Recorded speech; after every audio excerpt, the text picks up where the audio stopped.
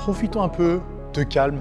Les amis, bienvenue dans mon sanctuaire de la tranquillité. Bon, c'est pas vrai, hein, c'est un fond vert dans ma salle de sport, mais ça fait aussi du bien de changer un petit peu d'environnement. Vous l'avez vu dans le titre, aujourd'hui, on va pas parler de musculation, mais c'est des choses qui quand même s'en rapprochent, parce qu'on va parler d'humeur, d'énergie, de sommeil, de digestion, plein de trucs super intéressants. Déjà, pourquoi moi, je m'intéresse à ce genre de choses alors que mon métier, c'est coach sportif et je fais de la muscu depuis 15 ans, tout simplement parce que j'aime bien me considérer comme un culturiste, entre guillemets. Mais un culturiste au sens un peu particulier.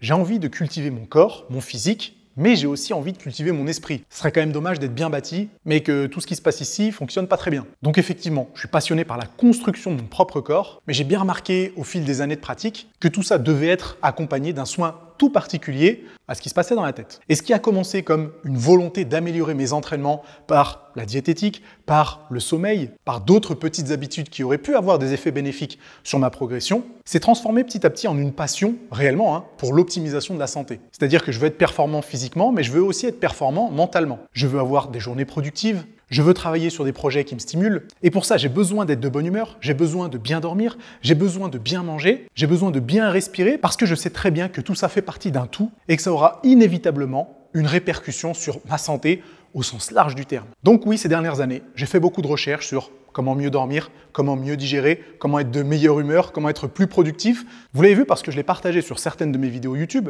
où je vous ai parlé de ma petite expérimentation où je me levais à 4h30 du matin pour voir si ça me permettait d'être plus productif, où je prenais des douches froides pour voir si ça me permettait de mieux dormir, où je m'expose à de la lumière rouge pour voir si ça a une influence sur mon humeur, que je réduis le nombre de repas que je fais dans la journée pour voir si ça peut avoir une influence sur ma digestion. En clair, j'ai testé un maximum de trucs. Et tout ça, pour moi, la culture physique, mais aussi mentale, ça se résume en 7 parties. Mon objectif, c'est de fonctionner à 100% de mes capacités, aussi bien physiquement que mentalement. Et c'est pour ça que je m'occupe de bien stimuler mon corps, de bien stimuler mon esprit, d'être très attentif à mon sommeil, très attentif à ma digestion, très attentif aux couleurs et aux températures qui m'entourent. Oui, vous avez bien entendu, aux couleurs et aux températures qui m'entourent. Très attentif à ma posture et à mon attitude. Et très attentif à l'environnement qui m'entoure, mais aussi à l'aspect spiritualité, des choses qui m'animent, des choses qui font que je suis passionné par ce que je fais. Donc on retrouve bien ces 7 parties. Avant de continuer, vous savez ce que vous avez à faire les amis? Cliquez sur le bouton s'abonner, activez les notifications pour ne pas rater les prochaines vidéos. Vous savez que ces derniers temps, j'en ai publié pas mal, 2 fois par semaine, et j'ai encore plein de sujets hyper intéressants à vous partager. Donc soutenez la chaîne, abonnez-vous, activez les notifications. Est-ce que vous savez, par exemple, que vos cycles respiratoires pouvaient avoir une influence sur votre taux de stress? C'est quoi un cycle respiratoire? C'est l'association d'une inspiration et d'une expiration.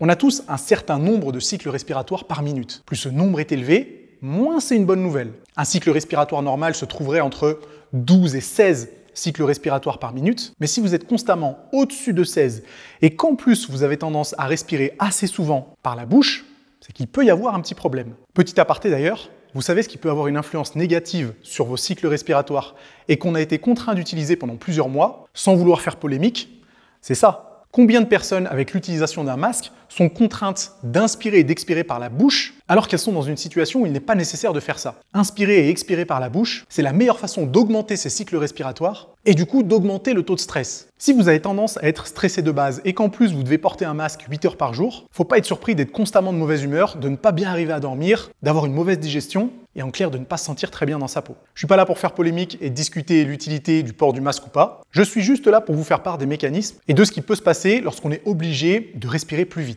Vous avez déjà entendu parler du système nerveux sympathique et parasympathique? Eh bien, l'activation de l'un ou de l'autre est liée justement à vos cycles respiratoires. Cycle respiratoire trop élevé, activation du système nerveux sympathique, augmentation du niveau de stress. Respiration calme par le nez, activation du système nerveux parasympathique, réduction du taux de stress. Donc vous êtes constamment de mauvaise humeur? La première chose que vous pouvez faire, c'est être plus attentif à votre respiration. Vous pouvez même trouver des exercices de respiration très simples à faire où vous allez consciemment, pendant 5 ou 10 minutes, réduire vos inspirations et vos expirations pour faire en sorte que vos cycles respiratoires soient plus bas. La deuxième chose qui me passionne, moi, et qui a directement une influence sur mon humeur et sur mon énergie, c'est ce que j'appelle la stimulation mentale. Je suis sûr que beaucoup d'entre vous font déjà peut-être un petit peu de méditation, font un peu de lecture, passent du temps avec des personnes qu'ils apprécient et discutent de choses qui sont enrichissantes. Tout ça, c'est très bien. Et pour moi, la stimulation mentale, elle passe aussi par quelque chose d'autre, c'est la création artistique. Ceux qui ne me connaissent pas et qui ne m'ont jamais vu, sachez qu'avant de faire des études de coach sportif, je faisais des études d'art plastique. J'ai une licence en art plastique et du coup, forcément, j'ai un petit peu plus de facilité avec la création artistique. Mais créer quelque chose, c'est pas forcément dessiner, c'est pas forcément peindre, c'est pas forcément sculpter. La création artistique, vous en faites un petit peu lorsque vous préparez vos repas. C'est vous qui déciderez si vos repas doivent se limiter à l'ouverture d'une boîte de conserve et puis la décongélation d'un steak, ou si au contraire vous décidez d'être plus créatif et créer quelque chose qui non seulement vous paraîtra beau, mais en plus sera bon pour votre santé. Donc si vous êtes souvent de mauvaise humeur, premièrement, faites gaffe à votre respiration. Deuxièmement, créez quelque chose. Créer quelque chose, ça peut être tout et n'importe quoi. Ça peut être écrire, ça peut être dessiner, ça peut être peindre, ça peut être sculpter, ça peut être cuisiner, ça peut être bricoler. Tout est bon à prendre à partir du moment où vous prenez le temps de créer quelque chose. Je vous ai parlé juste avant de posture et d'attitude.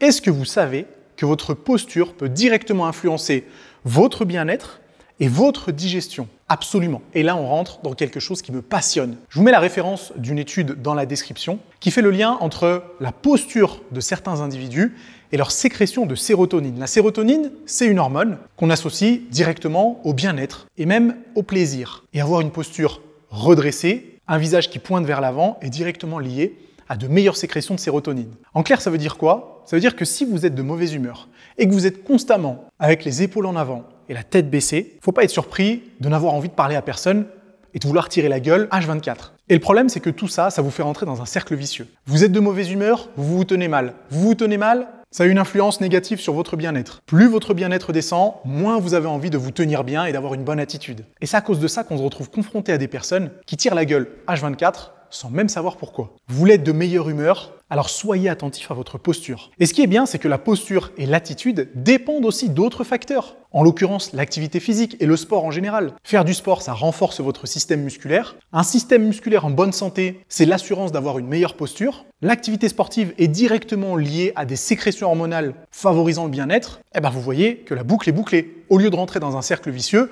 vous rentrez dans un cercle vertueux qui vous encourage à prendre soin de vous. Plus vous prenez soin de vous, mieux vous êtes dans votre peau et ça vous encourage à continuer ces efforts. Sur cette chaîne YouTube, j'ai quand même beaucoup parlé de sommeil. J'ai parlé de l'effet que pouvaient avoir les siestes sur la santé, sur les performances physiques et sur les performances mentales. J'ai fait moi-même le test de me réveiller à 4h30 du matin tous les jours et du coup de me coucher à 20h. J'ai fait le test aussi de prendre des douches froides avant de dormir pour voir si ça pouvait améliorer ma qualité de sommeil. Et je peux vous dire qu'au cours de mes recherches et de mes expérimentations, des découvertes, j'en ai fait pas mal. Aujourd'hui, je ne mets que quelques minutes, voire même quelques secondes certains soirs pour m'endormir. Je dors en continu entre 7h et 8h par nuit. Et surtout, je me réveille sans réveil depuis maintenant plusieurs années. Et là, vous allez me dire, ouais, mais Nassim, toi, c'est un cas particulier parce que tu bosses à ton compte, t'es pas employé, t'as pas des horaires à respecter. Sauf que même sans réveil, je me réveille presque tous les jours, précisément à la même heure. Parce que j'ai pris soin de prendre les bonnes habitudes qui me permettent de m'endormir rapidement, d'avoir un sommeil profond et de qualité, d'avoir un réveil qui est tout sauf agressif parce que se faire réveiller par la sonnerie d'un téléphone, c'est horrible. Et qu'est-ce qui se passe? Ça a une influence positive sur mon humeur et forcément sur tout le reste. Si j'ai bien dormi, je fais des meilleures séances de sport. Les séances de sport améliorent mon bien-être. Ce bien-être m'encourage à avoir une bonne posture. Cette bonne posture m'assure de continuer à avoir de bonnes sécrétions de sérotonine. En clair, je me sens capable de soulever des montagnes. Sans prétention, mais j'ai juste envie de vous dire comment je me sens. Les amis, il y a encore un tas de choses à dire sur ce sujet, ou plutôt sur les 7 parties que je vous ai mentionnées plus tôt. La stimulation physique, la stimulation mentale, le sommeil, la nutrition et la digestion, la température et la couleur, la posture et l'attitude, et l'environnement et la spiritualité. Ces sujets sont hyper vastes et il y a plein de choses à dire. Et c'est pour ça qu'en plus des petits conseils de cette vidéo, j'organise une conférence le lundi 5 juillet à 18h30 pour parler un peu plus en détail de tout ça. Cette conférence gratuite, qui va durer je pense un peu plus d'1 heure, me permettra de répondre à vos interrogations sur le sujet, de vous parler un petit peu plus en détail de ces 7 parties et comment améliorer chacun de ces aspects de votre vie. J'ai concocté aussi un petit programme que je vous présenterai en fin de conférence le lundi 5 juillet. Je suis sûr que vous allez adorer suivre tout ce que je vous ai préparé. Donc je vous donne rendez-vous le lundi 5 juillet à 18h30. Ce ne sera pas sur YouTube. Il faut s'inscrire via le premier lien dans la description. C'est gratuit, donc vous gênez pas. Si vous avez encore des questions sur les choses que je viens d'aborder dans cette vidéo YouTube, n'hésitez pas à les poser en commentaire. J'y jetterai un œil aussi vite que possible. Si ce genre de vidéo vous a plu, mettez un gros pouce en l'air. Dites-moi si vous voulez un peu plus de contenu relatif à l'optimisation de la santé et pas juste relatif à la musculation pure. Moi, je peux vous dire que ça me ferait hyper plaisir de parler de ça. On n'oublie pas évidemment de s'abonner à la chaîne et nous on se retrouve dans quelques jours pour la prochaine vidéo. A plus les amis.